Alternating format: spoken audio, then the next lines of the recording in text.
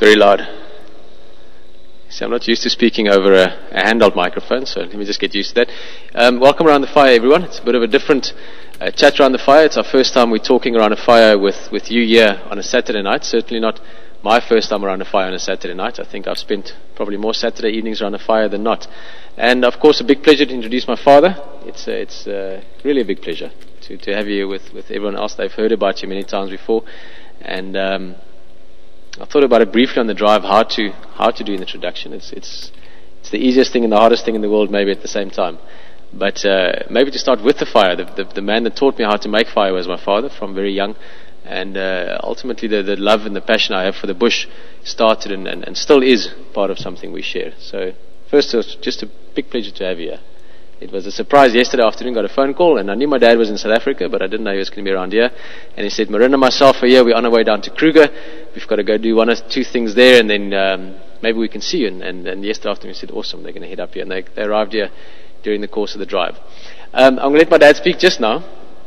I just want to do a quick introduction. I looked through some of the questions. Thank you so much for all the questions that came through. It's still a bit weird for me talking into this thing around a fire, but quite a few questions. We'll touch on one or two of those just now, and we'll have a chat. But also asking what my father does and a bit of background, and rather than having him tell you, because I don't think he'd be as comfortable maybe as I would, just a quick background. Moved up to Namibia when I was very young, well, before I was born actually, for various reasons, actually to do his residency year up there, and fell in love with Namibia and the freedom and the space of the country, I think. And that's where I grew up. And actually, Sabi Sands Game Reserve, we might speak about it a bit later, depending on how the chat goes around the fire. My very, very early days as an introduction into guiding was actually in this reserve. My father was working further south. He was doing clinics for some of the game reserves, the lodges, and also for some of the villages outside. So my father's a doctor, medical doctor, and has worked in various parts of Africa and also various parts of the world. He's worked in Canada, where many of you are from. And he's also worked in Australia, on cruise lines all around, and been in Namibia now for quite a while with his lovely wife and very good friend of mine, Marinda. And yeah, it's awesome to have both of you here. Marinda's sitting behind the camera. She decided to rather stay that side. My father's going to join us this side. He'll speak just now. He does speak. It's just me that's talking a lot at the moment. And Simon's behind the camera, and Herman in the live control center, just so you know who's all here. And yeah, after I've talked too much already, this is my father.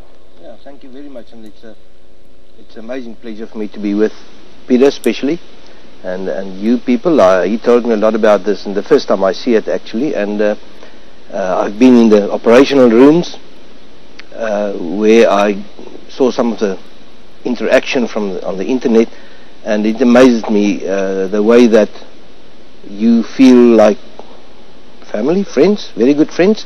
Actually, it makes me a little bit jealous to see some of the questions, but for me, I'm very proud and very happy to be here, and I wouldn't have missed it for the world. The Kruger Park is one of my favorites. Sabi Sand is one of it, but to be with Peter is probably on top of it the best thing I can be. So, thank you, Peter. No, and yeah, I must say he's a talker. I've never taught him anything like that. He's been like that. Probably got it from his mother. I'm not sure. But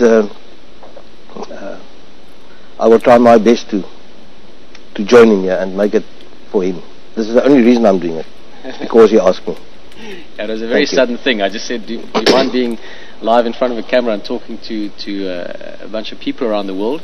But I also assured my dad that a big part of this, and this is something we'll actually talk about over the next day that him and Marinda are visiting, is that you guys aren't just people, especially those of you that are joining us still for this conversation. I know that many of you know me very well. I know many of you quite well, and therefore I told my dad very quickly in a few minutes before we got on here that he can feel really loved. Thanks. Yeah. I think just to quickly sort of give it a bit of structure before we, there's so many things I'm suddenly thinking of.